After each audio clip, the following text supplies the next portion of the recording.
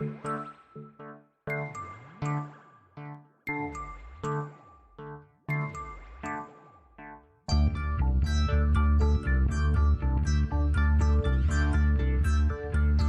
is Continuum Drag, a weekly podcast where we watch sci-fi, fantasy, and everything in between. This week, First Wave, Season 1, Episodes 1 and 18. Of all the subjects, 117 was the only one to reach our proverbial finish line at 19 Haven. His reward? The brief knowledge that he was a minion in our experiment.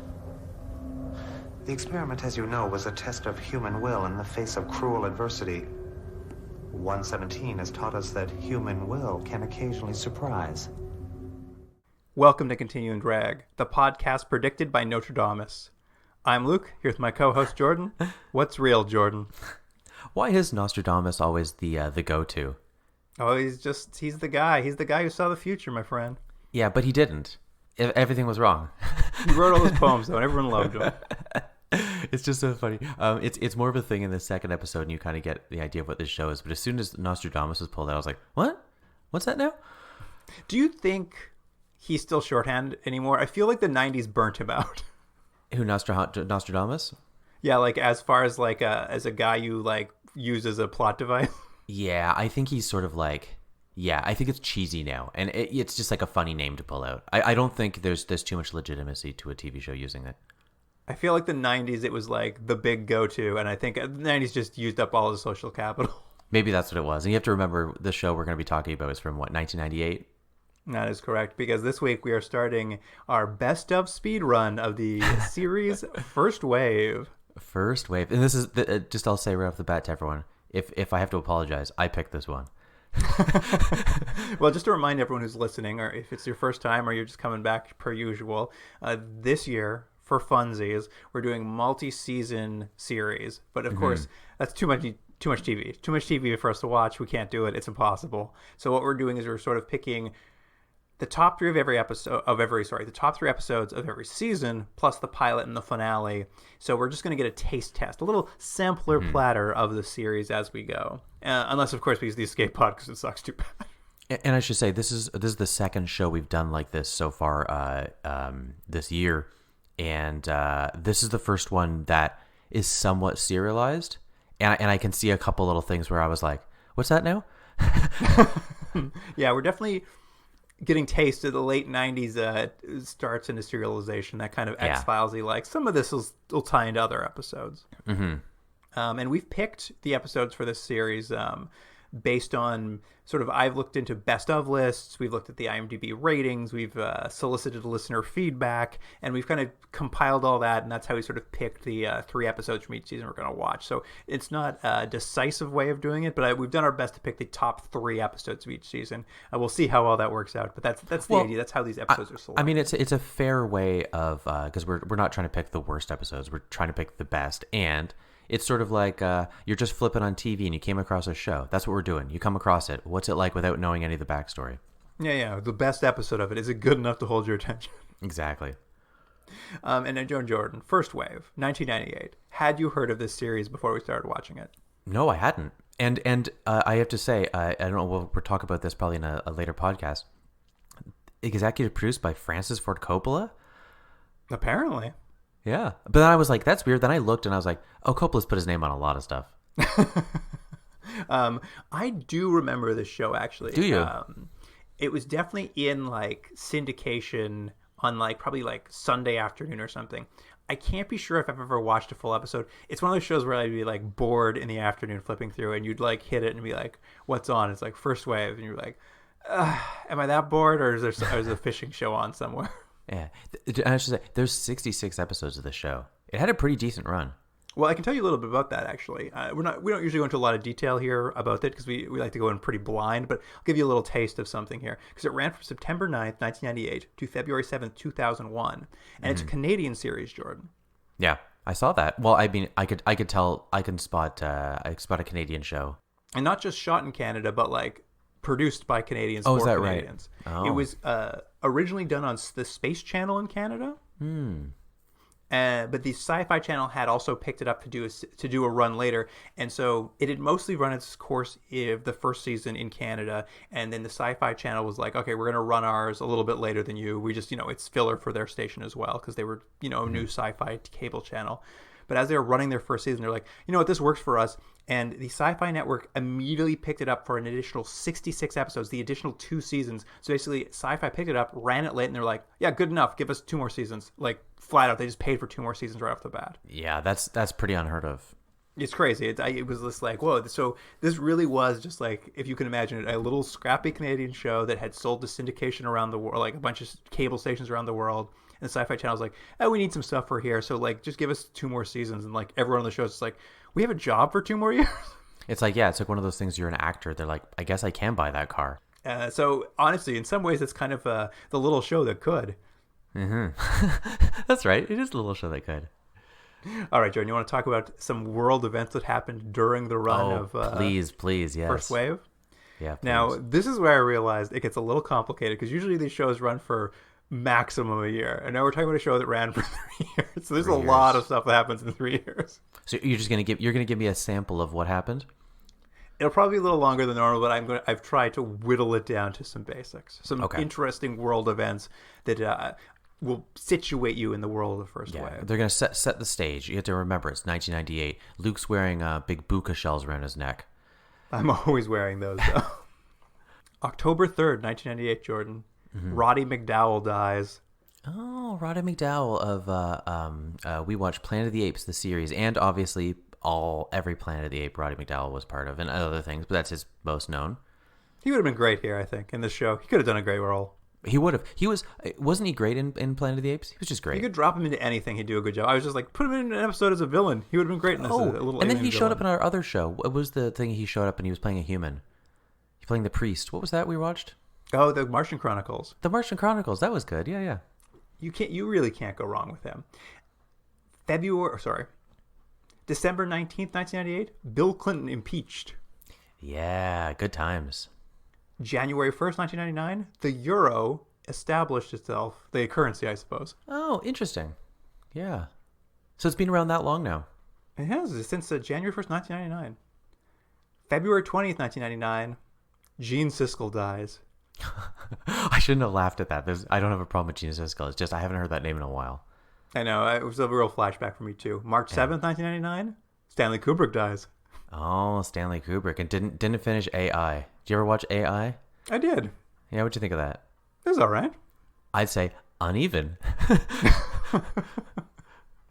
April 1st, 1999, Jordan. Nunavut becomes the 3rd Canadian territory. I remember that. Shout out to Nunavut. April 9th, 1999, Little Nas X born. Wow, he's very young, huh? I mean, everyone's young now, Jordan. Everyone's young, yeah. April 20th, 1999, Jordan. Columbine happens. Oh. Yeah, you know what, though? I have to say, it was good that they solved the problem and there was never another school shooting. Yeah, I'm glad we're over that now. It's terrible. Dark days, Jordan. Yeah, dark days. Thanks for bringing that one up. Well, what about this? June 1st, 1999, Napster created. Oh, Napster. You know what's funny? I think it was Napster. I remember sitting with my friend by his computer, and he's like, you wouldn't believe this. And we sat there watching him download one song. It was taking forever. Which Metallica song did you get? Yeah, that's right. December 31st, 1999, Jordan, Boris Yeltsin resigns. Yeah. He liked drinking. Also ushered in the era of Putin. Yeah. It was all good times after that. Everything got better after 1999. August 7th, 2000, Jordan, DeviantArt launches. DeviantArt? Oh, the website where you people just put up stuff. Yes, exactly. Still around today. November 2nd, 2000, first resident crew arrives on the International Space Station. So that means from different countries, you mean? Or it just means it was the first crew that's going to live up there for an extended period of time. I see. They had finished sort of assembling, and now this was the first crew who's going to live up there. Right. The Shea Lounges had been assembled. Yeah, all the Shea Lounges were up there. Brought up from France, I believe they donated those. January 9th, 2001, iTunes launches. Wow, iTunes. Man, iTunes was awesome for a while. Then they really wrecked it. Apple Music sucks, but iTunes was great for a time. A mere 15 years later, a little podcast called Continuum Drag would premiere on. Oh, that's right. Sorry. Apple Music doesn't suck. What am I talking about? January 5th, 2001, Jordan, Wikipedia launches. Interesting. And January 20th, 2001, George W. Bush Jr. becomes President of the United States. Everyone loves him. No notes. Yeah. Isn't it funny? I was talking about this with someone. If anyone interested in, I guess, American politics, doesn't George Bush, he just seems so folksy and fun now? We look back. It was such a horrible time, and now it's just like, oh man, if only we could go back. That's what I mean. It's just like, it wasn't so bad, was it? It was, but it was bad, yeah. All right, Jordan. Now this is for you. There were, of course, 2 Academy Award ceremonies during the run of this series. Oh, I'm not as good at these later years. 71st in 1999. Who do you think won the Best Picture? I think it was in 99. Oh, I think 98 was the year before was that Shakespeare in Love, I think. And I'm gonna guess 99 was Saving Private Ryan. It was Shakespeare in Love. Oh God, I did it again. And the 72nd in the year 2000, Best Picture was? In 2000, Best Picture was, what was 2000? It's got the actor you love to talk about. You've talked about him in like every podcast this year. Gene Hackman? Who do I talk about every year? The actor I talk about all the time. I know I can think of 2 recent episodes you've brought this actor up. I don't know. What movie was it? I'm going to say Gladiator. Did that win Best Picture? It was American Beauty. Oh, Kevin Spacey. No, we were talking about Kevin Spacey before we started recording. Oh, my mistake. You do like to bring him up, though. Do I bring Kevin Spacey up a lot? I think That's you did. This is not the first time we've talked about him in the recent history. It was American Beauty. That's what you said. That was Best Picture? Yeah. Bonus points. Bonus round for you, Jordan. Okay. Who hosted these 2 Oscars? Oh, I think this was during a weird time period where they still didn't know who the host was going to be. I'm going to guess. Well, I think one of them was when it was like Steve Martin and like Alec Baldwin, I think, hosted them one year. Is that one of them? No. 2000. I don't think they brought Billy Crystal back, did they? 1999, Whoopi Goldberg. 2000, Billy Crystal. Oh, they still were bringing him back, huh? All right. And finally, Jordan, there were a few Continuum Drag TV movies and TV shows and a miniseries that we've watched during the run of First Wave.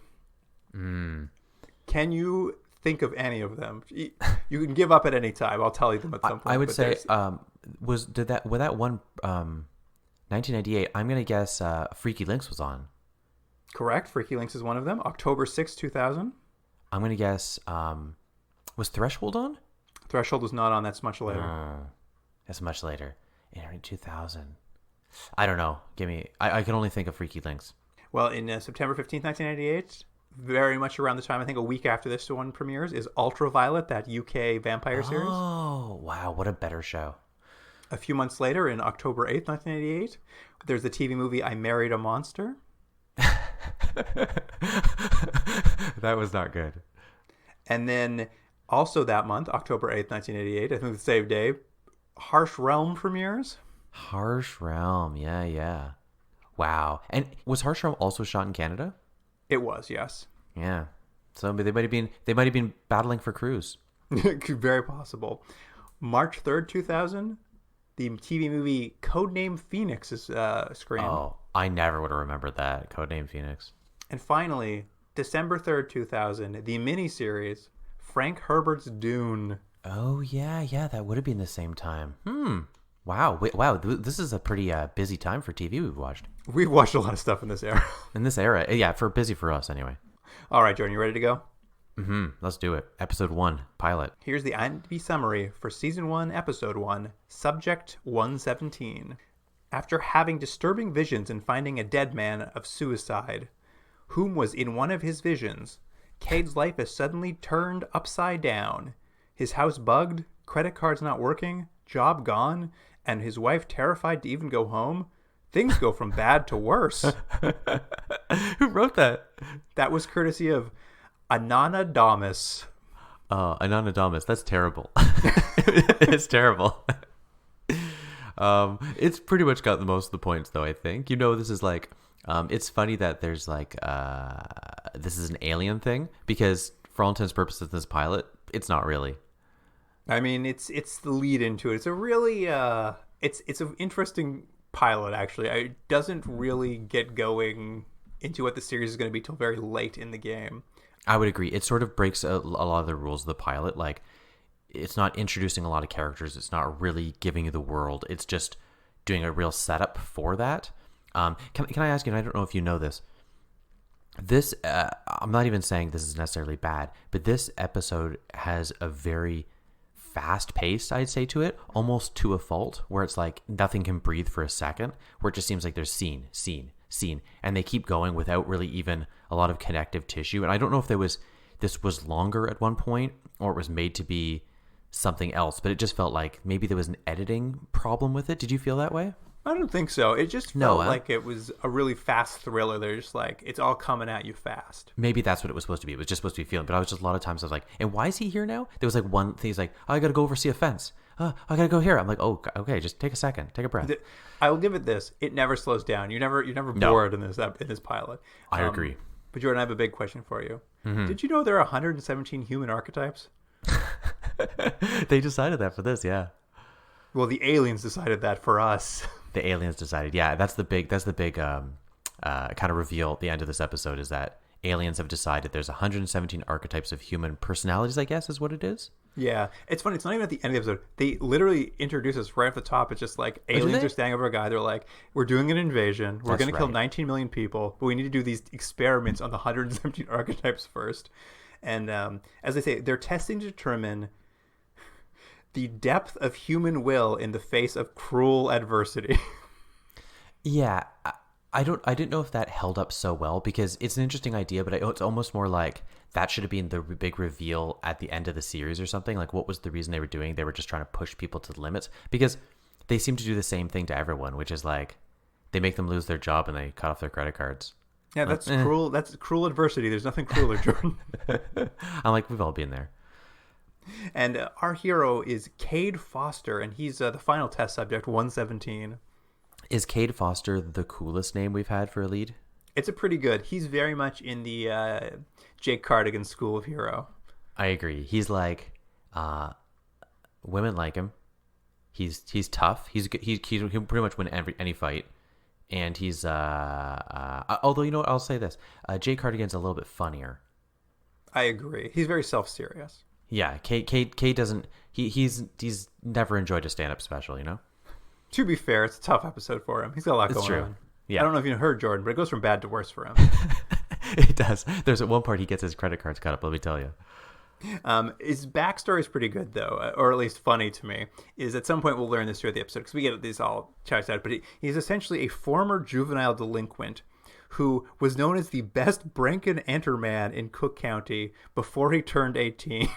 Mm-hmm. Well, you know, it's interesting. They sort of drop that in later, because you're going to find out in a few scenes that he works as like for a security company, and he's a salesperson for the security company, essentially selling people on the operating system. That's a superior system, and he sort of worked his way into the job because, again, he has this past as a, what do you call it, like a thief, a burglar sort of thing. Yeah, well, they say he was convicted of 37 thefts and 3 bank heists, all before 18, Jordan. Well, they don't have young offenders in the States, Jordan, but he's an expert forger and a master of disguise. Yeah, well, it's funny. I like that they set that up, because it's like, okay, good, he's gonna be your he's gonna be able to get out of scenarios, and they kind of have that be a thing later on. And I actually thought it was a pretty good scene when he gets captured later. But I almost feel like they don't use it enough. Like, it's like they've given him these tools and these skills, but then it's not really a thing. At least as I think through the series, I don't think it's like every time he's gonna have to, you know, break into a vault or something. Yeah, they're really setting up like a very Taken sort of, I have a certain set of skills sort of thing, but it doesn't feel like his character desperately needed them to like do the things he's going to do. Agreed. I think it could be enough if it was like, actually, weirdly, talking about Jake Cardigan and Tech War, a similar sort of thing, like he had fallen on bad times and now he sort of reformed himself. It's that same sort of character arc. But yes, for whatever reason, they have him like, he's a master locksmith.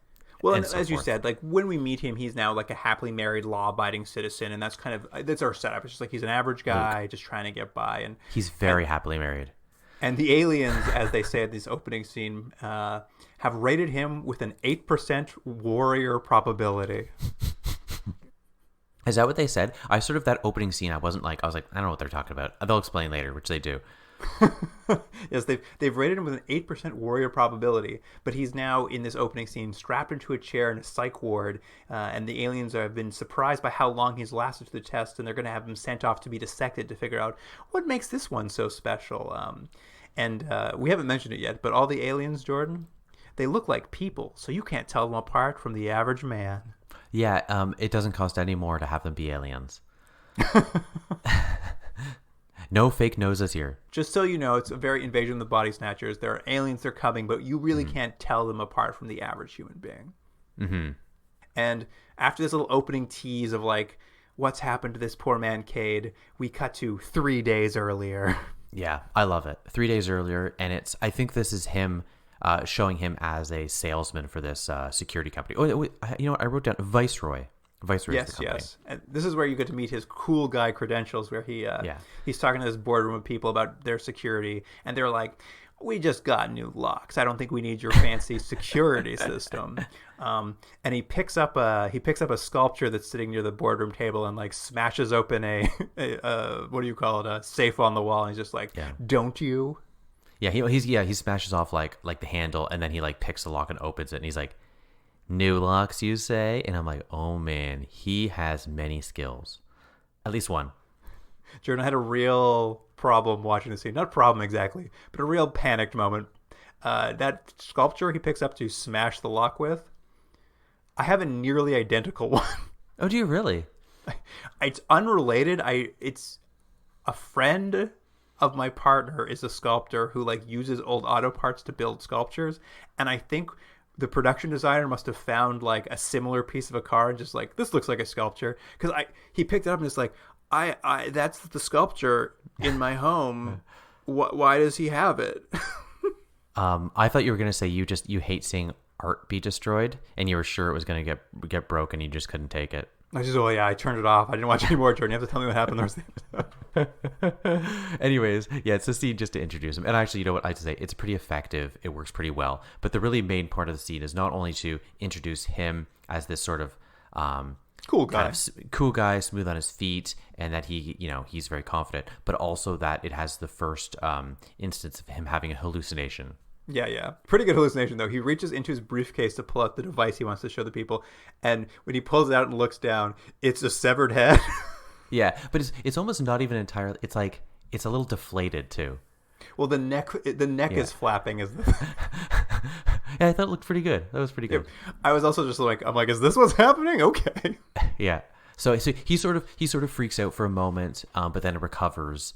And we're gonna find out later on in the next scene. He sort of has a lunch with I guess they're coworkers, and we find his wife. I think they're coworkers, maybe friends. I'm not sure. I don't know. Yeah, he's at dinner with a group of people anyway. And and he's just like, and he basically was like, this happened. He's like, and then I made the sale, and they're like, nice. That's why I thought maybe they were his coworkers, because if like a friend just told me about a sale, I'd be like, yeah, it's a boring story. But go ahead. Sorry. It's such a funny scene too, because he tells them about this severed head hallucination he had in the middle of the meeting, and he tells them, he's like, I have these hallucinations all the time, all while he's writing the number 19 over and over again on a piece of paper.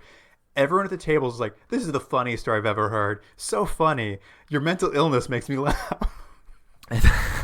True. And then his wife's basically like a little upset, and she's like, come talk with me. They walk off, and there was a scene which I kind of was disappointed it wasn't just like a non sequitur. As he's walking off, the waiter comes over and goes, sir, your credit card got declined. And he's like, run it again. And the guy's like, yeah, we did, and the bank told me to cut it up. And he's like, I'll deal with it later. And I know, I love that too. And I was like, wait a minute, no, you can't. And the waiter's just like, oh, I guess that's an answer. And I was like, but you've just left your friends to pay, I guess. But the important part is he goes over, talks to his wife. She's basically like, I'm worried about you. He's like, don't be worried about me. And then I've had these hallucinations forever. They give a walk, and then they cut to them in like his cool red convertible. They're like running. Cool. He's got a red convertible. Yeah, they run out and like are kind of kissing. Like you can tell like they're really in love. And then it just cuts right to it like a slow motion sex scene.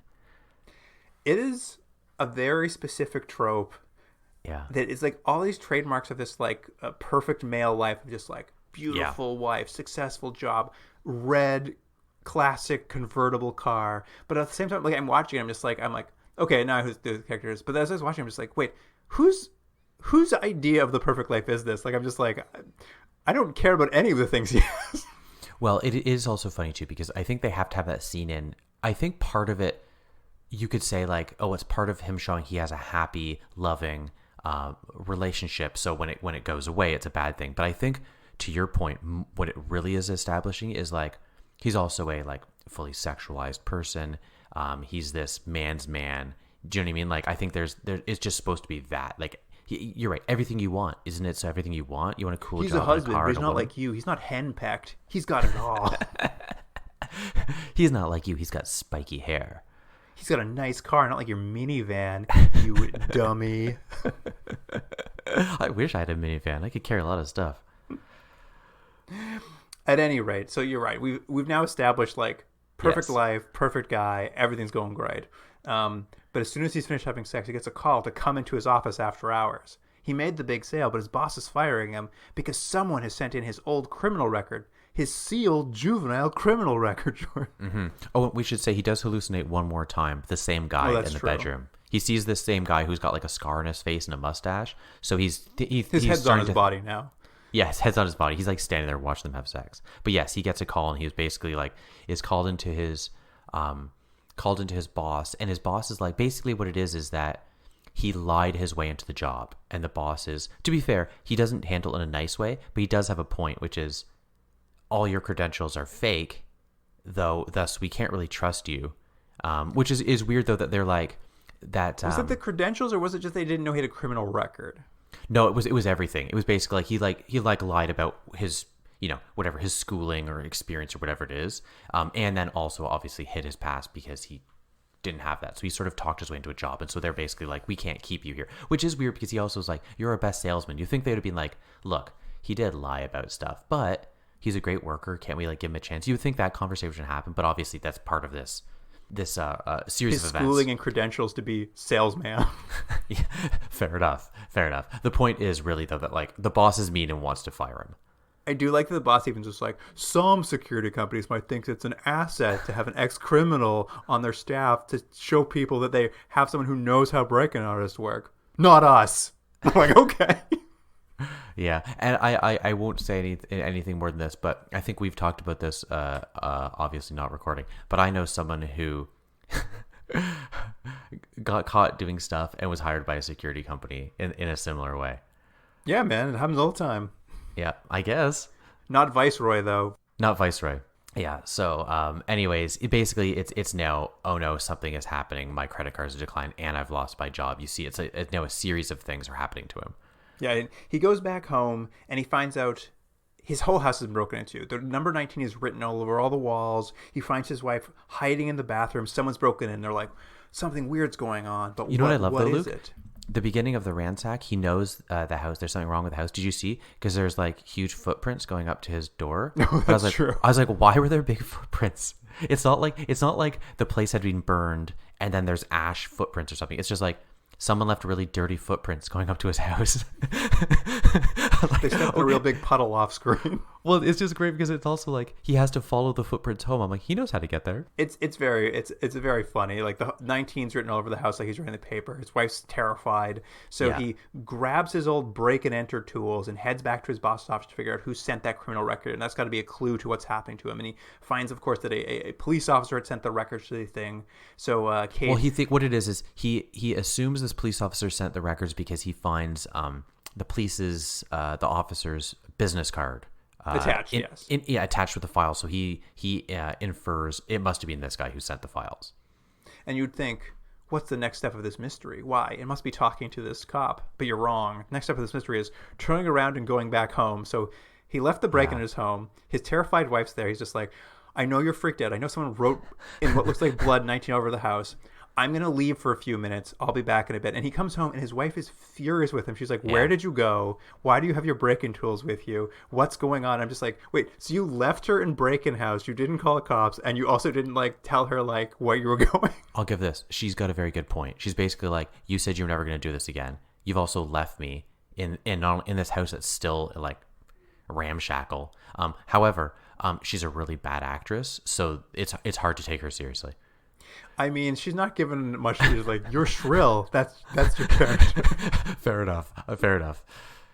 At any rate, he tells her also as he walks back in and gets yelled at for like leaving her in the broken-in house. He's just like, oh yeah, by the way, while I was out breaking into my boss's office, I also happened to notice that all our bank accounts have been drained. I was just like, what stop did you make on the way? So he broke it, and later he stopped midway through to check their accounts. But you know what I like? I like that how disjointed this sounds if someone's listening to this right now. You're like, this seems like a lot of scenes just happening right after another. It's like, that is what this show is like. It's just like, they just keep throwing stuff at you, and it's stuff like that. He's like, yeah, your bank is done. Anyways, move on. Anyway, he leaves his wife once more in the broken down house. That's right.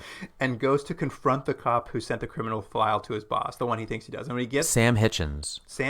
And when he gets there, the boss's wife is at the door. She's terrified. She's called 911. She's just like, please come in. I don't know who you are, but my husband's locked himself upstairs with a gun. I'm waiting for the cops to come. Can you please try to like talk him out? And he's like, what's going on? He's like, you don't understand. My husband, he's having hallucinations. Our bank accounts have been drained. Someone needs to help him. And it's funny because, they give all that information. You're like, oh, no, something similar is happening. But what I like is they actually didn't have the scene I thought they were going to have. Because what I thought it was going to be was he goes in, talks the guy down, and sort of like you get this, like, I guess he's this everyman hero sort of thing. But he's like, hey, are you up there? And the guy's like, yeah, leave me alone. And he's like, I'm coming up. And the guy kills himself. Yeah, just immediately a gunshot. He's dead. Cade walks in, sees it's the same severed head man from his hallucinations. Yeah. And then basically sees like a bunch of like clippings on the desk that I think has a picture of like the former mayor. No, I believe what it is there's the policeman seems to have been doing an investigation of his own into perhaps his own hallucinations that has led him to newspaper clippings about about, as he's described in the newspaper, millionaire Mayhew who killed his whole family and was committed to a psych ward. Oh, it's millionaire Mayhew. Yeah, right. Millionaire Mayhew. Right. And you know, there's one little thing it doesn't really matter, but so the guy, it's a sad thing. The guy's commit suicide. He shot himself. I think in the chest is where he shot himself. And he's like clearly slumped over dead. And Cade's just like looking at stuff, and the wife comes in and he looks at the wife and just shakes his head like, yeah, he's dead. I'm like, yeah, she knows. She knows he's dead. But what I did like too, as Cade leaves the body, he like looks over and is like, oh, there's his badge. Oh, I probably need that later. Let me just take it. That's right. And that's his who was it that did that all the time? Who was like always, there was another show we've watched where they always sort of like were pretending to be, I know Automan did it, but I think it was maybe what was the show where the guy was invisible? Did he always pretend to be a detective? No, he just pretended to be invisible, I think. I always mix those two up. He just used to take off his clothes and say, I'm invisible now. That's right. I just mix that being and being detective. I mix those up. Anyway, Cade heads over to visit millionaire Mayhew, who's been restrained in this psych ward. And I think an orderly's walking there because he's using the police badge to like talk his way in. And there's this orderly who just like thinks everything's funny. He's just like, be careful in there. He bit off a nurse's finger yesterday. And he's like having a good laugh about it. Yeah, they're old Nine Finger, the nurse, yeah. And, Cade interviews him. This guy has the same issues. He has hallucinations. Someone stole $35 million from him. Yeah, but this guy does seem, not obviously someone killing themselves are not in a good place, but he seems a little unhinged. He does seem a little unhinged. And what Mayhew tells Cade is that, like, he lost all that money, but, he's obviously still filthy rich. So he hired a bunch of people to try to track down who stole his money. And what he kind of discovered was, like, his home was filled with surveillance cameras, and he was able to find a bunch of clues as to the, like, identity of the people who had been doing this to him. And he ended up burying his clues in the hedge maze behind his house. Classic millionaire stuff. Yeah, and it's under, like, a ruby red eye, I think is what they say. Ruby red eye, Jordan. Yeah. So I just like it. It's just so fast. So it's like... he's like, great, that seems like all the information I need. But then the guy also mentions that he had found that his place had been was under surveillance. There was like cameras and stuff. Yes, hidden. yes. So Cade. Well, Cade. Go ahead. Sorry. I just wanted to note too. He tells him all this, and Cade's like, "Oh, this is all good information. Thank you." And he's like, "Oh yeah, by the way," Mayhew's just like, "By the way, it's an alien invasion. The aliens replaced my family. That's why I murdered them all." That's right. And then he starts going crazy. He's just like, "And maybe you're an alien. Maybe I should kill you too." And he starts like freaking out, and Cade's just like, "Well, I'm gonna go now. See you later." And what would you say at this point? Do you think it's halfway in the episode? I would say it's about halfway mark. But it's taken this long close for them to sort of go, hey, by the way, it's aliens. And you go, oh, there's been... I mean, I know the opening scene, but really other than like... Because you didn't know if that was a hallucination or not. There's not really any indication that there's aliens. It seems more like... obviously, X-Files was aliens in parts of it. But there does seem like almost this is more like a conspiracy of some sort. Which it also is. When he was like, aliens, I was like, oh, okay. Well, here's the thing: is they tell you right off the bat it's aliens. They're like, what you're really interested though is the conspiracy. I guess that's what it is. Yeah, I guess that's what it is. And again, we've said this before about other shows, but I think generationally, there's large shows that have these waves that affect what other TV shows are in the air, and you could just feel the X-Files through so many shows, and it's definitely in this too, which is like aliens, conspiracies, and running around trying to solve these mysteries. It's just. You could just feel the X-Files coming out of this. Definitely got those vibes for sure. Yeah. Cade returns home. His wife is still unhappy with him, desperately wants him to go get to see a professional for his mental illness. He starts looking for surveillance cameras. So I will say this. At this point, it's starting to strain this poor wife's character because it's like all their money's gone. Someone wrote 19 all over the walls. His mental illness doesn't seem to be like the forefront of the problem in their life right now. But as you say, Cade's looking for surveillance cameras. He notices the shower head in their bathroom, which always leaks, is no longer leaking, and it pulls out a camera out of it. Mm-hmm. And he's just like, see, do you believe me now? And now she's like, I guess so. I guess I believe you. Yeah. So he's like, you know what we should do? Now that you believe me, you've seen the camera, I'm not crazy. I've got to go to a maze where Rich Guy has buried all the answers under the ruby red eye. And she's like, yeah, okay, I'll go do it. Let's go. So they do. Yeah, so they go to this, and I like, though, that they've decided that it has to be a maze, but, like, I don't know if they just didn't have a large enough maze for the actual set or whatever it is, but there's no reason for it to be a maze. It's not like they have to, like, go through and answer questions 3 or meet the Minotaur or something. It's just like, they're like, hey, it's a maze, and then they're like, oh, there it is, there's the middle. Yeah, I think we cut to them already in the middle of the maze. Yeah. And so they start like, ooh, this is where we're supposed to be. They start digging, and I think it's the wife who actually finds it. They like rub off some dirt, and they see the big thick ruby, which is like 4 or 5 inches thick, and it's like a stone. They move the stone, and they start digging. They find there's a big container under the container, and in the container is Nostradamus's book. Can you believe it? His diary or whatever it is. An original copy, 1564. It says inside. Yeah. And the millionaire Mayhew's marked a passage that just says, a twice blessed man will be the savior of mankind. And Jordan, you'll never guess who that twice blessed man is. Yeah, I'm hoping for all of our sakes with his skills, it's Cade. Yeah, me too. Is it Cade? Is his name Cade? Yeah, it's Cade. Cade Foster. Anyway, Cade's like, let's go back. Let's talk to millionaire Mayhew one more time at the psych ward just to, tell him what we found. They get back there. Millionaire Mayhew has killed himself in the meantime. A lot of suicides this episode. Yeah, you're right. And the orderly is he's not too worried about it. Nah. He lets Cade go into the room though, and Cade starts like poking around to see if he can find any clues before he leaves. And he does eventually find like Millionaire Mayhew has tied a tiny little note onto a string that he's tied to his chair that just reads number 19 Haven Street. Mm-hmm. Yes, unfortunately for Cade, while he's doing this though, some really creepy looking orderlies have like started accosting his wife in scenes he's not privy to. But when he walks out, his wife seems fine. Very strange, Jordan. Mm-hmm. But what I like is we cut to, so they basically he says like, we've got to go home, and she's like, I don't feel safe going home. He's like, okay, I know what we'll do. We'll go to a motel. So they go to a motel. They say that. Then they cut to them in the motel, and they're just like naked in bed. They're just laying in bed. And Jordan, to be fair, his wife seems a bit off. He can tell something's not quite right with her. But he'll deal with that after they have sex. Yeah. So they start kissing, it starts getting, as you would like to say, it starts getting a little hot and heavy. And he notices her neck is sort of like moving, like it's sort of bulging, like as if there's something underneath trying to get out. Is basically what it looks like. It looks pretty good. And then he's like, well, that's weird. A tentacle pops out, and it's not like a small tentacle. It's like a python comes out, starts strangling him. Well, and like she's still on the bed. He's on top of her, and it's just strangling. There's him like 4 or with 5 tentacles. There's just so many tentacles. Yeah, and it's just like, and it's just, and I like, what I actually liked about the scene, it's not like he like fights his way out, it just chokes him out. Yeah, I mean, once you're surrounded by tentacles, Jordan, it's all over. And I was just like, my note, right, is, I have an all in bold, what is happening? Because I was just like, what?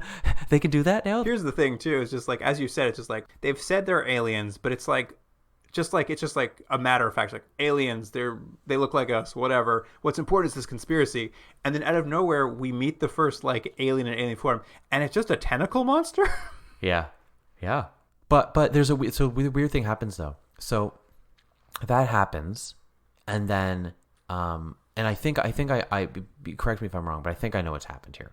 So he wakes up. No, yes, sorry. He's been choked out. So he's been choked out. We see then it cuts to the wife running down the stairs, and we see those 2 creepy people again.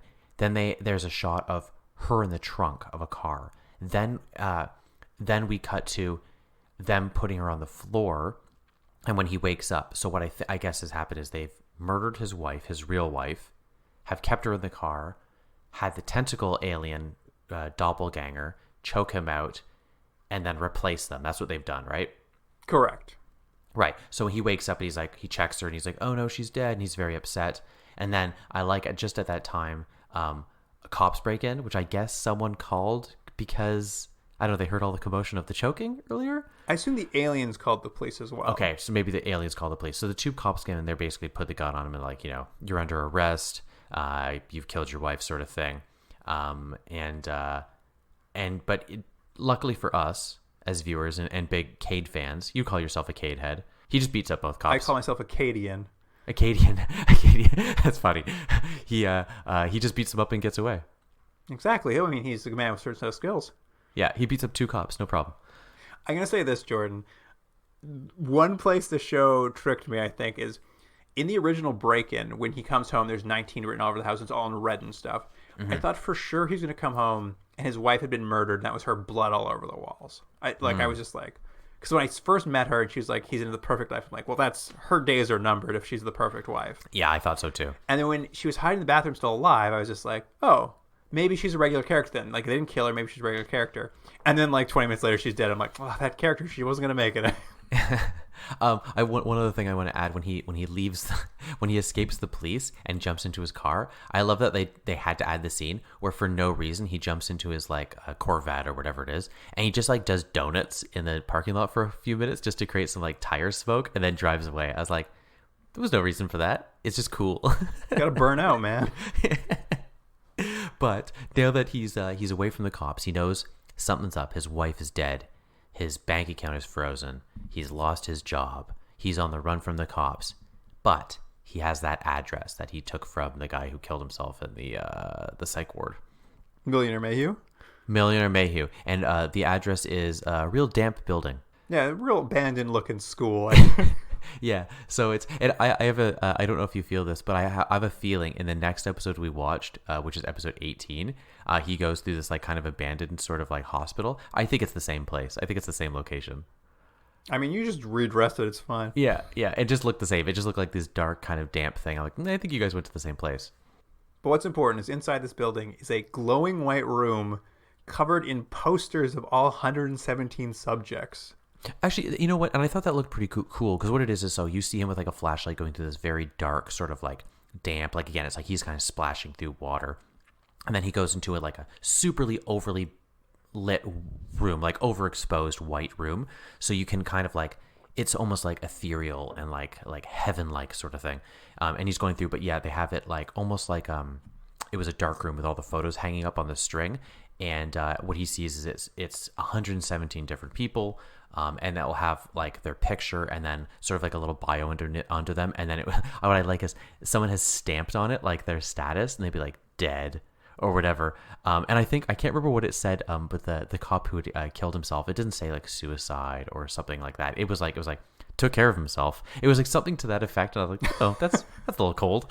But then he of course finds his own picture, 117. He sort of freaks out and he's like, I gotta get out of here. So he kind of grabs a few of them.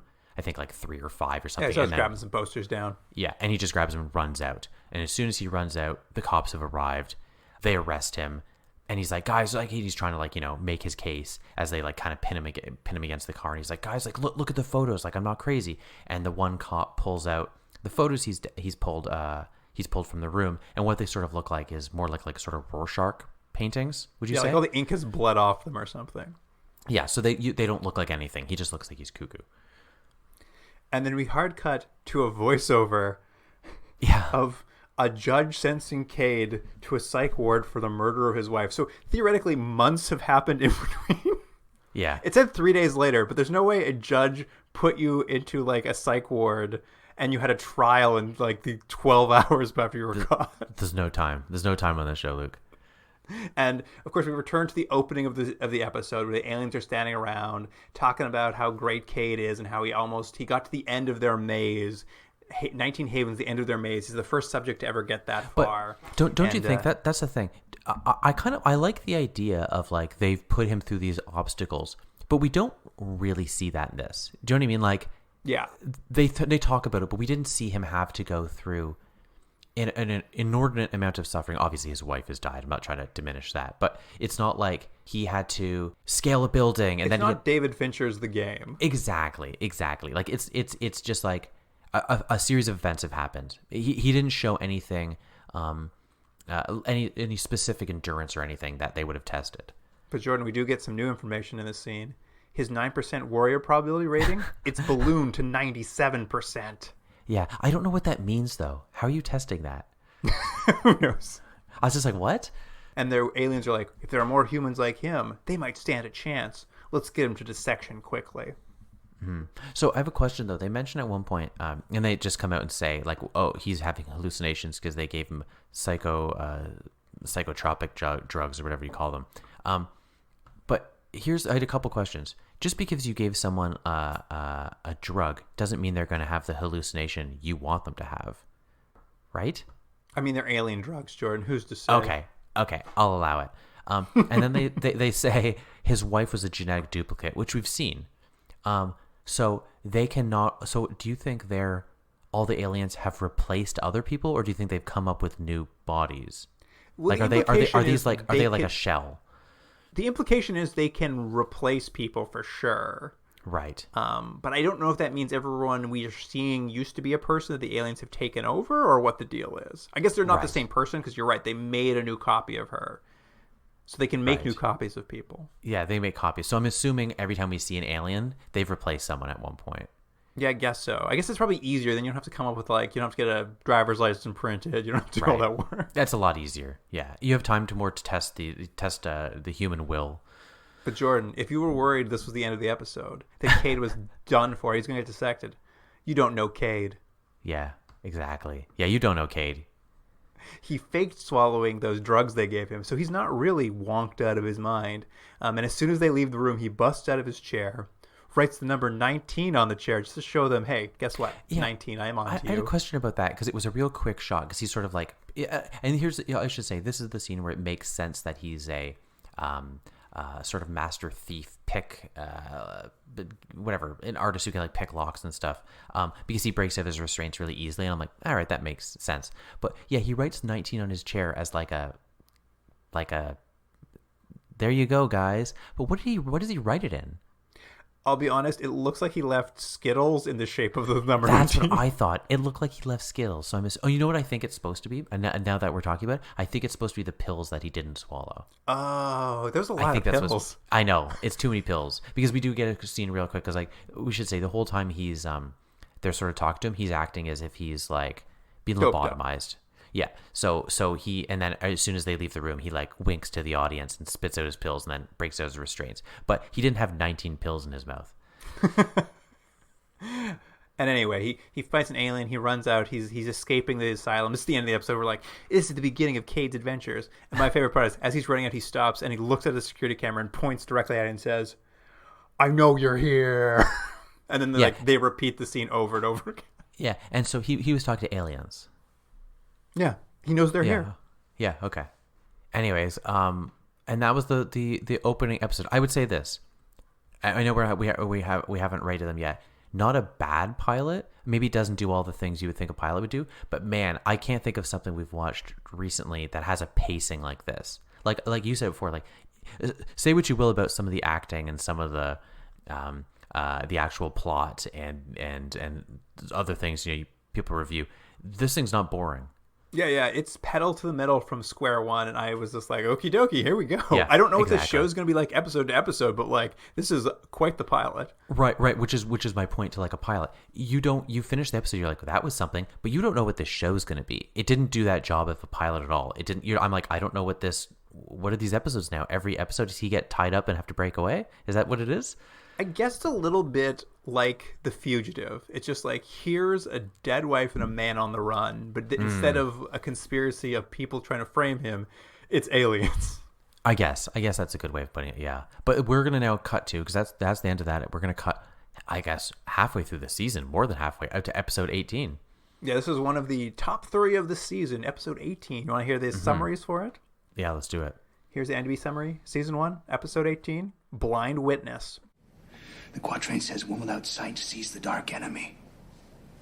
I might be insane, but she may be able to see aliens. Tell us who they are. She'd be the weapon we've been waiting for. Human divining rod. Nostradamus tells of a possible ally in the fight who can actually see the aliens. Foster follows up on it and investigates a hospital with dark secrets and horrific experiments. Yeah, sort of. A couple things I'm going to say about this, because I was looking into the show a little bit, obviously, before we watched it. And there's quite a few actors who are in multiple episodes, or about 4 or 5 of them. But I've noticed that some of them just start in season 2 and some in season 3, except for this guy who is credited as Crazy Eddie. They just call him Eddie in this show. And he's played by an actor named Rob LaBelle, who I wasn't familiar with.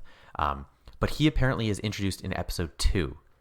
And then he is in pretty much every episode, this guy, Crazy Eddie, who is like, we're going to learn, he's sort of like, you wouldn't say a sidekick, would you? What would you kind of call him? He, I think, fills the trope of man in the chair. He's going to look at his computer and get Kate information. Right. So I think what we're saying, we're jumping ahead, so there's a little bit of serialization we've missed, which is the introduction of this character. And I don't think this show's ever going to be like a team. It's not going to be that classic, there's people in the office looking up stuff while our hero runs around. Like a lot of shows we've seen. But you're right, I think it is that man in the chair where it's like, if you need that sort of thing, he'll give a little bit of information so that we can have the guy run around again. Well, I think you really see that, and we haven't discussed them at all, and we can maybe talk about it in the end, but in the title credit sequence for the show, there's only one actor credited for the entire series. It's just like the guy who plays Cade. Eddie's not mentioned. There's no other side characters who are shown as regulars on the show, just the lead. But yeah, you're right. As soon as we see him, I'm just like, okay, so this is clearly a side character reoccurring and as you said, it looks like he's almost in every episode. So he does have this sidekick who's going to appear in this episode that we've missed the introduction of, but you get the idea who he is very quickly. And they also, you're right. You're like, oh, I've seen this character before. And he's not bad. He's fine. I mean, he doesn't almost get any screen time, but and I think this episode, and I'm sure more episodes after the pilot do this leans a lot more into the Nostradamus and the sort of prophecies. But what I like is how shallow the reading is of it, and I think that's just what probably is the show gonna be, because obviously these are prophecies that are vague at best, that were written hundreds of years ago, so they have to like kind of do some mental gymnastics to make it work, and they'd just be like, this person who couldn't see can see more than you could, and he's like, it must be that blind lady in the hospital. I'm like, okay, sure, that might be what he said. Yeah, we're really seeing the engine of the show now. It's like every episode is they're looking into a prophecy Nostradamus did, and they're going to figure out why that quatrain that they're going to read, as it says at the beginning of this episode, is just like, it's a voiceover from Kate at the start saying, I'm writing in my journal, and this week I'm looking into this prophecy. And then there's usually a voiceover at the end of him finishing his journal entry, I guess. So we get kind of that top and closed monologue with the introduction of what this week's Nostradamus quatrain is, and then how they're going to interpret it. Yeah, right. And I should say that they also say that, and I don't think they said it in the pilot, maybe I'm wrong, but this is obviously the name of the show. This is called the first wave of alien attacks, and this is the beginning of it that they're trying to stop, because there's supposed to be three alien waves. And I think, is it the third one where they were saying 19 because 19 million people were going to die? I think it was in the third wave. Yeah, it could be. I mean, the aliens did say they would kill 19 million people when they invaded, so. Yeah, so he's trying to stop this before it happens. And you're like, oh, that's what he was doing. Okay, sure. Which, again, wasn't quite clear in the pilot, but it's more in this episode as the series has gone along. I mean, here's the thing. This episode really just gives you all the information that we missed. Like, we're 18 episodes in. We've skipped all the 16 episodes of the show.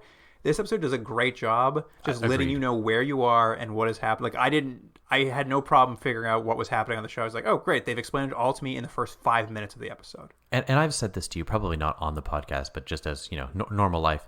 I kind of miss something about this time period in TV where things were like lightly serialized. So you were kind of rewarded for watching, but it wasn't a thing where like if you missed an episode, it was such a big deal. Like, I liked the old TV show where you just would pop in on a Saturday and be like, hey, let's see what old Cade's up to. Yeah. And this time it opens with Cade being transported to hospital. He's faking a diabetic shock while wearing a stolen medic alert bracelet, and he's drenched himself in malt liquor, so he smells like a, quote, vagrant. That's right. And I was like, so basically he's in, he gets taken, we start in like a paramedics are having a trouble in an ambulance, sort of like restraining him. So they take him to the ER, but the doctors are kind of focused on someone else who's much more injured and it's a more serious injury. And so they keep kind of talking about him. He's in the background, so he has time to kind of fake a little bit. Like, I think they said his levels are really dangerous, but then while they're not watching, he puts like a sugar cube in his mouth, so to raise his levels, I guess. Well, what they say later is Eddie will come to visit him, and apparently Eddie, what they did is Eddie got him insulin, so he's not a diabetic, and he just shot himself full of insulin to fuck himself up and set off the meters, and now he's eating sugar cubes, I guess, to like rebalance his blood sugar or something. I think that's the premise they're going for.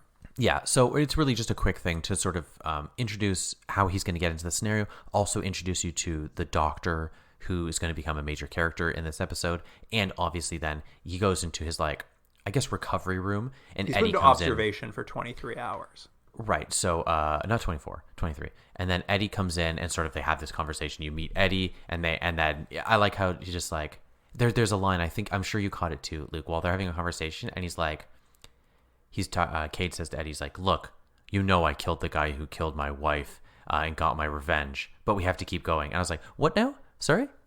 Yeah, they do a great job. And it's actually a little bit different than that, because what it is he's like, I already caught the guy who killed my wife and I got payback. And Cade's just like, I'm not sure if I can do anymore. Like, I think I've done as much as I can for this. I don't know why we keep going on these adventures every week. Yeah, that's right. And this is, of course, they talk about the passage by Nostradamus about the implication is that there's a blind person who can see aliens somewhere in this hospital. Though, yeah, and so they're like, there must be a blind patient here somewhere. Yeah, as you said, it's so vague. Like, how would that quatrain lead them to this hospital? And like, the records don't show there's a blind person at the hospital. And like, how would they know Nostradamus said like this day of this week at this hospital? It is funny, very vague, because you're right. It's the vehicle to get the episode going. But I do kind of like.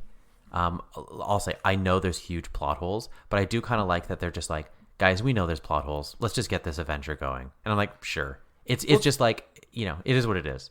And that's what I mean. It's kind of great. This is the first 5 minutes of the episode. They're like, here's what's going on. Here's this week's like adventure. And if you missed it, Cade killed the guy who killed his wife. So like now you're all caught up. Did you skip 16 episodes? Don't worry. You're back. You're back on board. Exactly. So and then Eddie, in kind of classic fashion of these shows, he's just like, I'm out of here.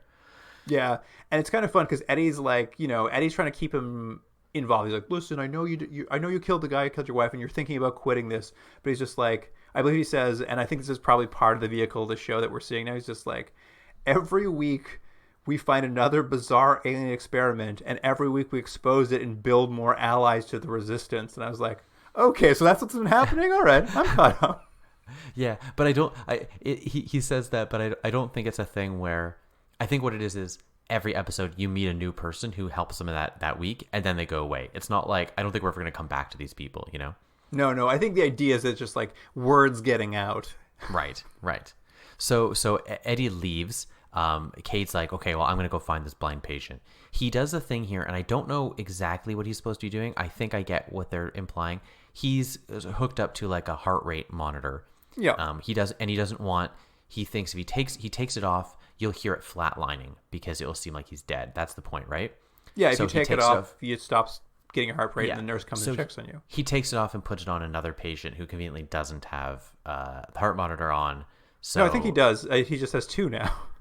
Oh, he has 2? Because it sort of did a thing like for a moment. It was like beep, beep, and then he put it on. Anyways, I was like, that works out pretty well. So he's able to sneak away is really the point. You see, he's very clever. He sneaks away, and it does the thing that I love in these shows, which is I can't remember it actually happening, but he's going around and in like 10 seconds he's dressed like a doctor, and I'm like, well, great. he finds like whatever the place where they wash all the scrubs, and he just steals a pair of scrubs. Although it's really weird because, you know, obviously we've only watched 1 episode. Now we're watching like a full episode of it, and he's walking around this hospital, and like there's a janitor pushing a bucket, and that bucket's just like full of blood.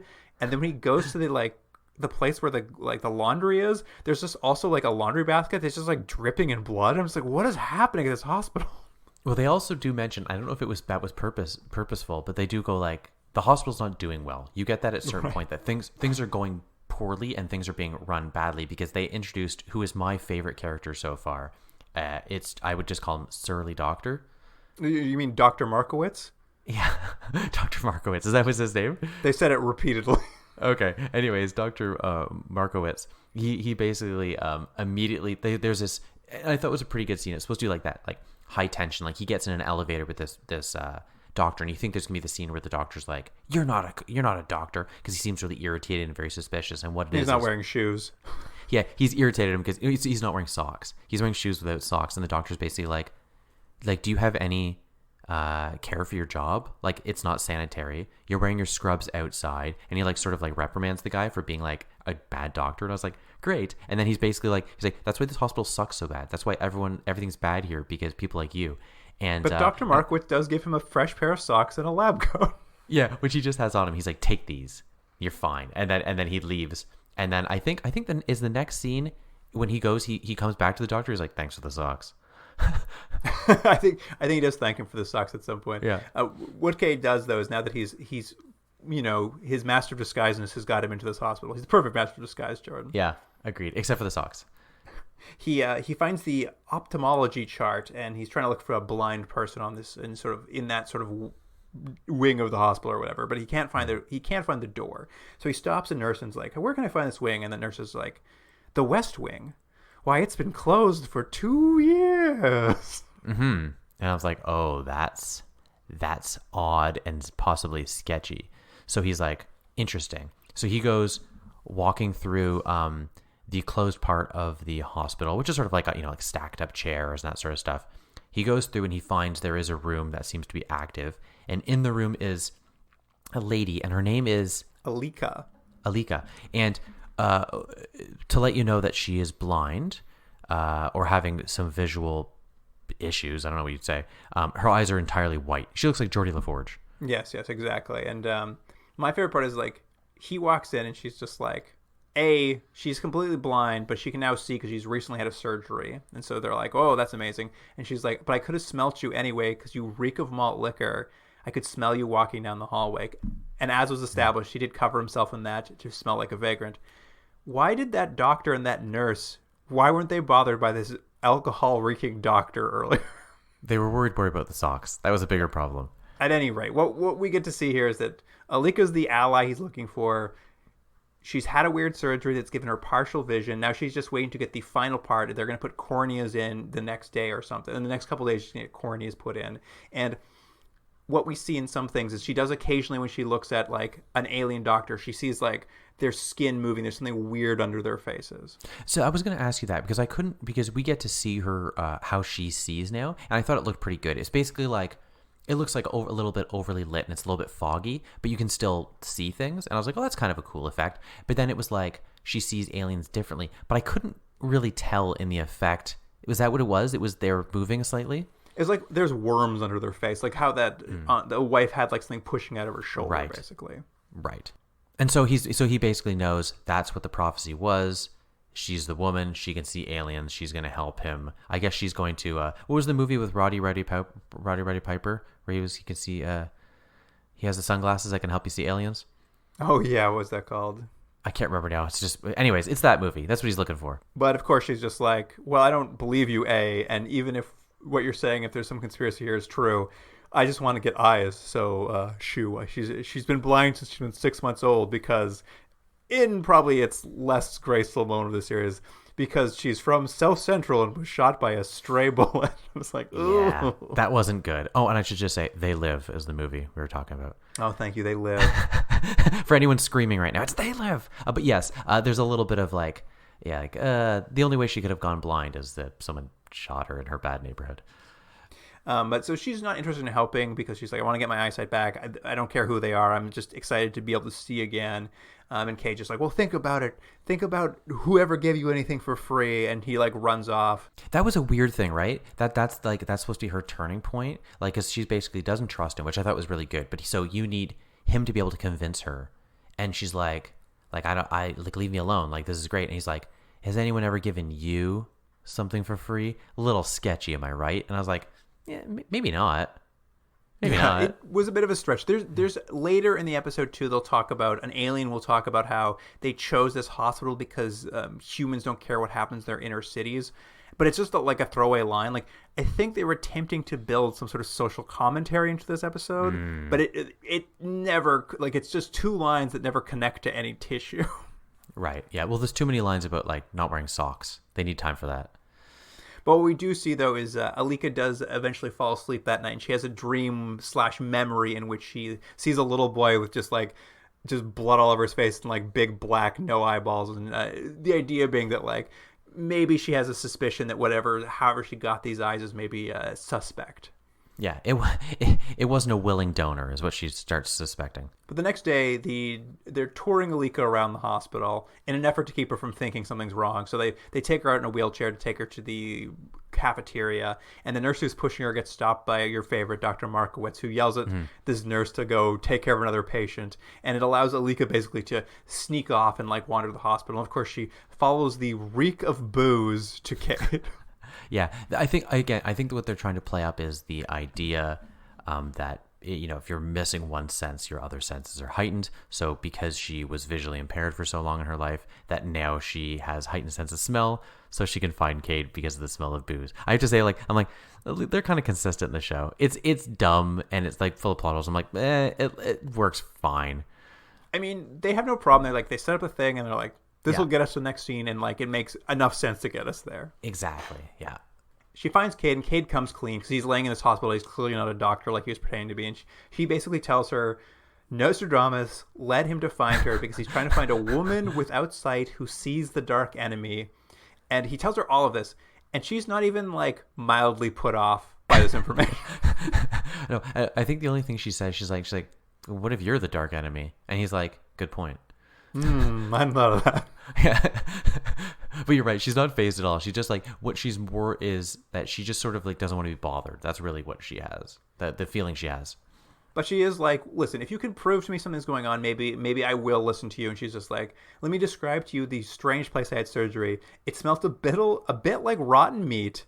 And like, it sounded like water was running everywhere. And she basically describes it. And then what we get is a scene of Kate exploring the hospital. And like, as she's describing the sound she heard on the way to surgery, he's seeing them himself, and he's basically following the trail to the surgery which is a pretty room. Good scene. Yeah, it's like she's like, I remember hearing like a light popping, and he walks by this light that's, you know, fizzling, and then she's like, and I remember going into an elevator. He finds an elevator right by there, and she's like, and I think it went down 4 floors, and he's watching lights. So I thought that was a pretty well done scene. No, it works. It's nicely edited together. It kind of just like gets you to where you're like you said. The show does a not bad job of getting you where you need to go. And what he finds is the alien like disgusting cesspool surgery room. Like they don't care about humans. They're just doing it in like this filthy operating room in the closed wing. And Cade peeks down. There's like an observation window top, and he sees a man getting surgery. And when they pull the blanket off the man who's getting surgery, they've replaced his right leg, Jordan, with what? With a big tentacle. Just the biggest tentacle you've ever seen. But see, you saw it differently because I started laughing because what I assumed, Luke, is what the aliens look like. They're sort of like a starfish. And what they were doing is slowly putting on like the human costume, and the leg just hadn't had the leg put on yet. And it just made me laugh because that's now what I picture these aliens looking like. Because it was too big a tentacle. It was so big. I thought they were attaching it to the man. You thought they just hadn't pulled the like skin suit on. That's right. At any rate, Cade reports back to Alika with his findings and it's just like, listen, they're doing crazy stuff down there. You can't do it. And she's like, I hear you, but I do want those corneas, so I'm going to stick it out. Yeah. Well, yeah, because we should say, I think we've mentioned, she's had one surgery. She can see, but she can't perfectly see. Her eyes are all white, like, Jordan. Yeah, she's like, I know it might be sketchy, but like, I want those corneas so, I can see normally. I'd appreciate that. And Cade obviously does not like to hear this. He needs this ally who can see the dark enemy. And he's just like, well, you know what? I'm going to bring down this hospital, and then I'm going to come back here and get you. Yeah. Yeah, that's right. And it's great. Cade storms off. He's gonna like take down the alien mess here, just so she can get a leak out. He walks out. He bumps immediately into Dr. Markowitz. Yeah, the saddest scene we've seen so far. So Markowitz basically is like, I know who you are. I like, really what? like when these scenes like this happen, where the guy says, I know who you are, and then gives like an insane explanation for who this guy could be. And the guy's like, yeah. Yeah, he's like, I know who you are. You're some sort of like private investigator or journalist or something doing from the an medical investigation. board. That's right, doing an investigation into our hospital, and like you're here to find like unsafe practices, that sort of thing. And he's like, yeah, that's what I'm doing. He's like, great. He's like, okay, well if that's true. I like that he like gives this insane thing, and then Kate's like, yeah, that's what it is. He's like, okay, well if that's true, why are you talking to me? And he's like, well, I saw how good a doctor you are. I saw that you're a little bit better than all the other doctors. Sort of like puffs him up, and he's like, so like I think you can like help me with this. The doctor's like, that's right, I am a bit of a better doctor. I will help you. But unfortunately, just as he's saying he'll help him, the doctor we've seen from the beginning of the episode, he's the doctor from Alien the doctor. the alien doctor from the opening scene. He stabs from behind Dr. Markowitz with the longest saw I've ever seen. The bone saw. The bone saw, but the bone saw is like it's like 5 feet long. I was like, okay, you did it. You just used a little knife. It was a great scene because it's just like this whole thing where it's like, oh, he's going to recruit Dr. Markowitz. They're going to take down the hospital together. And within 2 seconds, Dr. Markowitz is dead.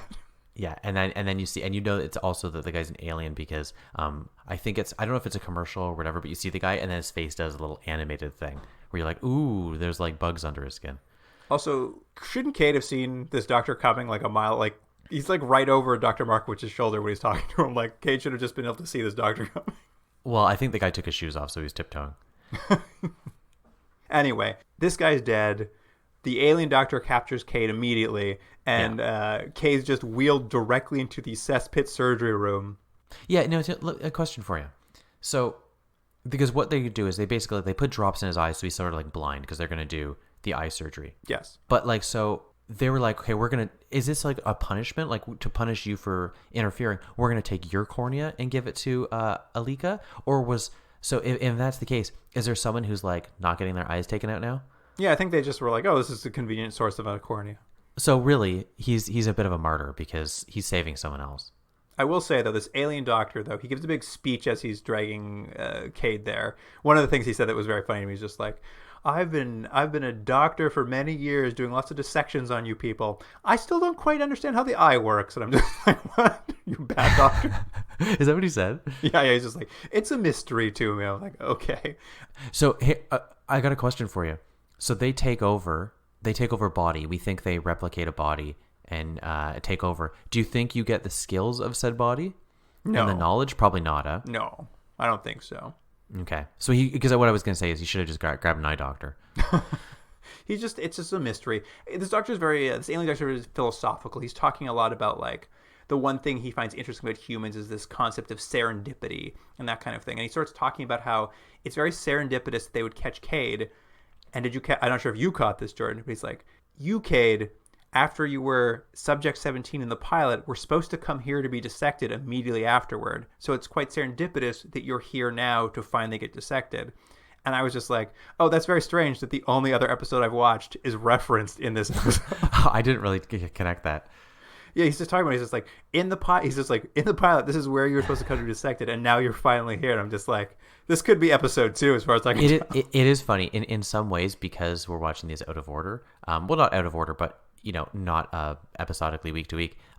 Yeah, this is fine watching as the second episode. There's not like a problem. You're right. They just catch you up. You're like, yeah, good enough. Anyway, now I agree with this doctor's opinion on serendipity. It's pretty cool.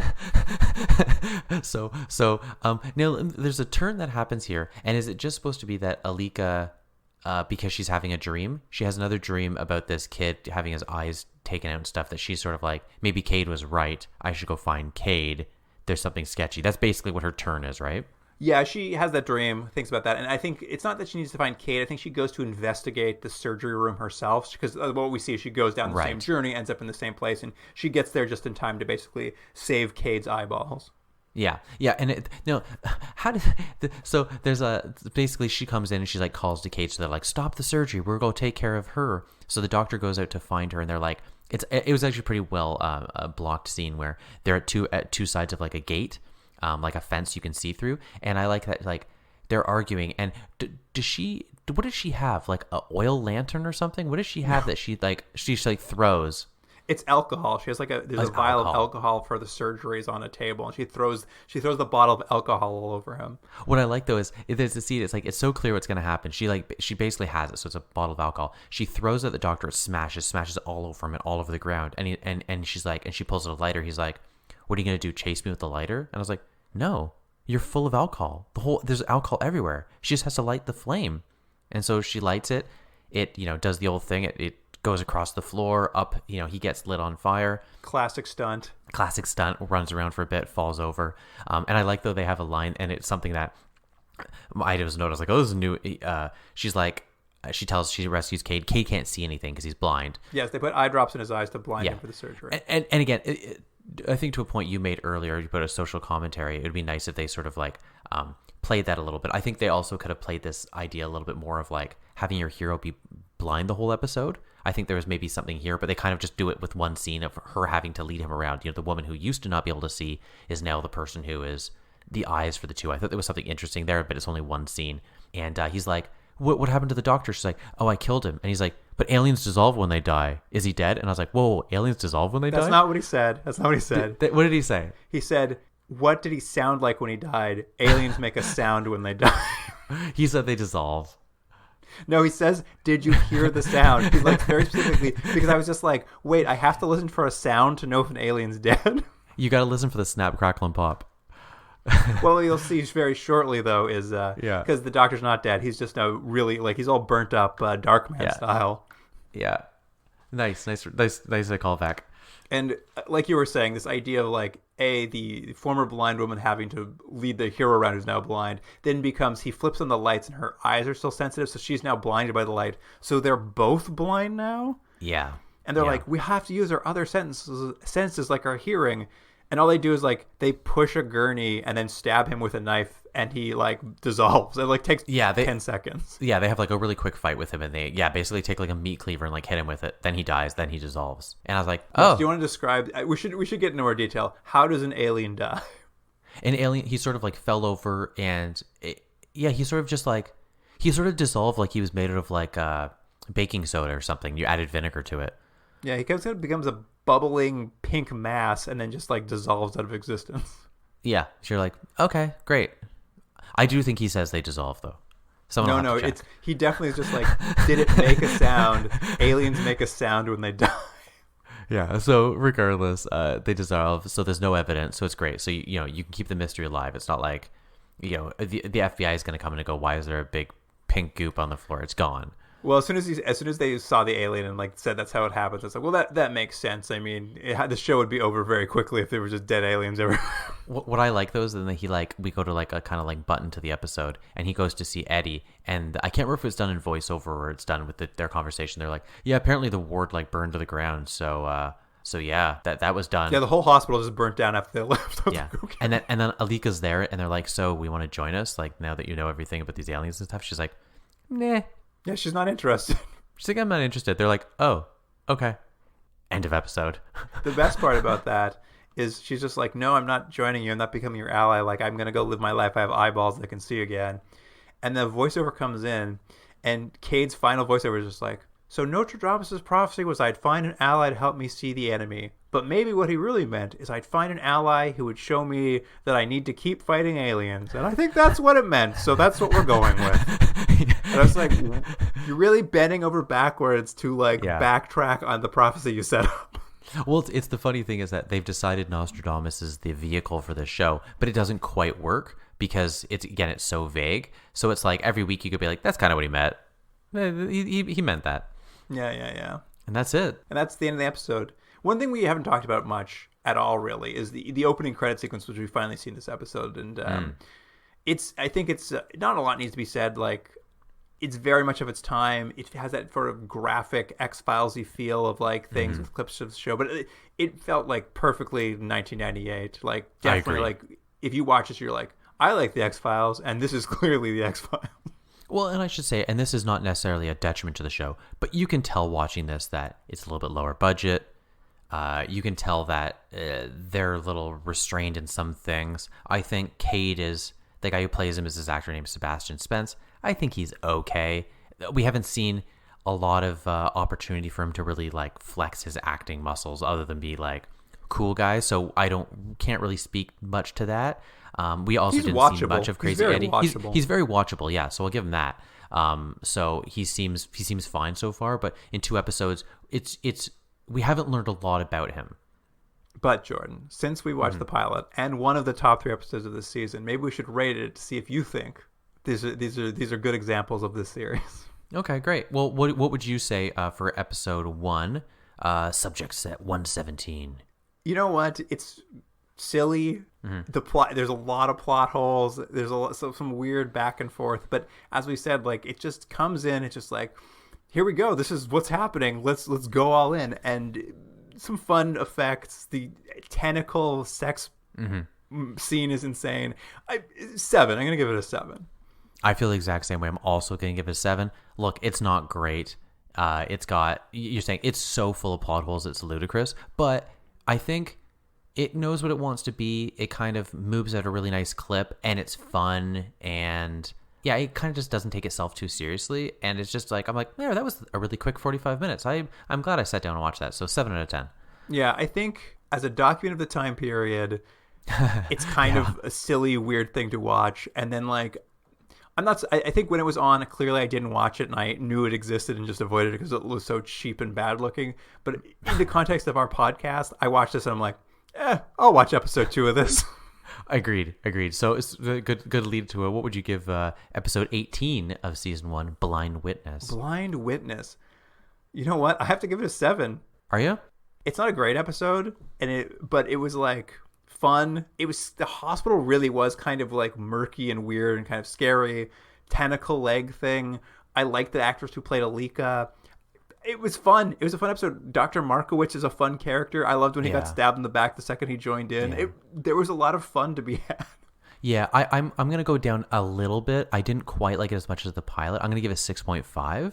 I don't disagree with anything you say. I just was like, I feel like maybe the plot holes were a little bigger in this one. And like, I kind of liked the sort of insanity of the first episode. One thing I'm going to mention, though, I don't know if you looked. I was looking through the credits. A little-known person was an animator on this show. One of their early credits, Neil Blomkamp, was a 3D editor animator on the show. Yeah. Neil Blomkamp, a man who reached great heights. Yeah, but it's interesting to see, like, everyone's got to start somewhere. So he was an animator on this show. I'm assuming doing Aliens. Yeah, he was back in Vancouver, so that makes sense that he would have been doing some VFX on this. Mm-hmm. But yeah, not terrible scores for our first 2 episodes of First Wave. Interesting. Better than I thought for the first 2 episodes of First Wave, that's for sure. Yeah. Yeah. But Jordan, as we've mentioned, we skipped the first 16 episodes in our flyover of this series. So, listener, if you want to hear more about those episodes, we've got bonus episodes for charity. You can make a donation to a charity on our website as selected by our past guests. Go to continuumdrag.podbean.com, I believe is the address there. Or on our social media, you can go to our bios and there's links to find that. And it'll explain to you how to do the donations and kind of like suggested donations and et cetera, et cetera. You can find it all on the website. Or if you don't understand, you can always email me at continuumdrag@gmail.com and I'll try to explain it to you. And of course, on Instagram, Twitter, and Facebook, we'll have clips from these 2 episodes. Lots of tentacles, probably a severed head. Oh yeah, the severed head was good. Yeah, there's a lot of it's a fun show. It's a fun, silly show. It's funny, as we said. There's not a lot of alien stuff, but when the alien stuff happens, it's very funny to watch. Yeah. The alien tentacles are good. I hope they keep those. I hope the aliens are consistent with those tentacles. Do you think the actual look when we finally see an alien? Is it going to look like Kang and Kronos from The Simpsons? Yeah, it's going to be something like that. That's what I'm hoping for, because that's you want your alien to be as fun as possible. And I'm hoping it's like all tentacles. I gotta say, usually you watch these shows, and we've watched a lot of these shows where aliens impersonate humans. They usually either they're like a gray underneath, or maybe a lizard man or something. The show's just like, no, they're full of tentacles. I'm like, okay. Well, that's the thing. It's like, why are their faces moving that way? I'm like, I guess they have small tentacles under their face. It is just the opposite of what you usually would go to. Usually you'd be like, well, they can look like humans because they already kind of look like humans to begin with. And they're like, no, these guys are weird tentacles, and they just squeeze into a human body somehow. I was just like, okay, that's good alien. I'm telling you, Luke, that's what they were doing. They were putting a leg on a tentacle.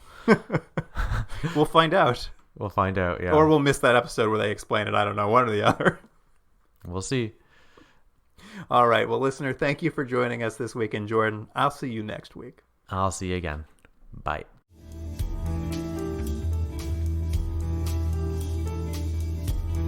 Continuum Drag is recorded in Toronto, Ontario and Seoul, South Korea. Theme music by James Rick Seidler. Produced by Jordan Delick and Luke Black. Special thanks to Aaron Yunes.